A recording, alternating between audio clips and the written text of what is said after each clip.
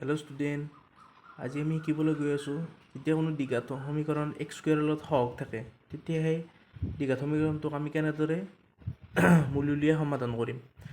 প্ৰথমতে চাম, ইয়াত 5 আছে, এক্স স্কুৱেৰৰ লগত সহগ 5 আছে, গতিকে 5ৰ লগত 6 মাল্টিপ্লাই কৰিম। 6 মাল্টিপ্লাই কৰিলে হ'ল 5 × 6 = 30।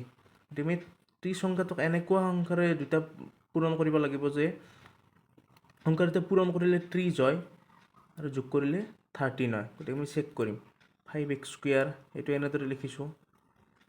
13 নাম্বাৰটোক আমি এনেদৰে ভাগ কৰি বনাই ল'ম যাতে যোগ কৰিলে 13 হয় আৰু সেই সংখ্যা দুটা মাল্টিপ্লাই কৰিলে 30 হয়। গতিকে আমি 30ক ডিভাইড কৰি চাম।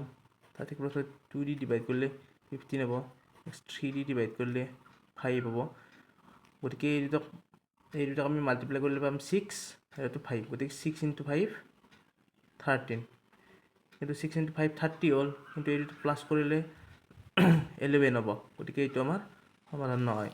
নেক্সট আমি 5 × 2, 5 × 2 হ'ল আমাৰ 10 আৰু আছে 3। গতিকে 10 × 3 30, 10 + 3 13। গতিকে আমি 13 জেগাত 10 + 3 লিখি দিম, লগত x আছে, x লিখি দিম আৰু 6। গতিকে এইটো কেনেকৈ লিখিছোঁ, 10 × x 10x, 3 × x 3x + 6। এতিয়া দুটাৰ পৰা কমন আনিবলৈ চেষ্টা কৰিম। ইয়াৰ পৰা 5 আহিব, ইয়াৰ পৰাও 5 আহিব, এক্সো ইয়াৰ পৰা আহিব আৰু ইয়াৰ পৰাও x আহিব। গতিকে 5x কমন আহিল। গতিকে 5x আহিলে ইয়াত দুটা x আছে যিহেতু, গতিকে এটা x থাকিল।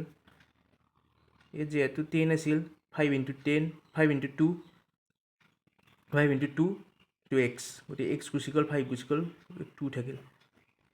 এই দুটাৰ পৰা 3 কমন আহিব, x নাই কাৰণ ইয়াত x নাই।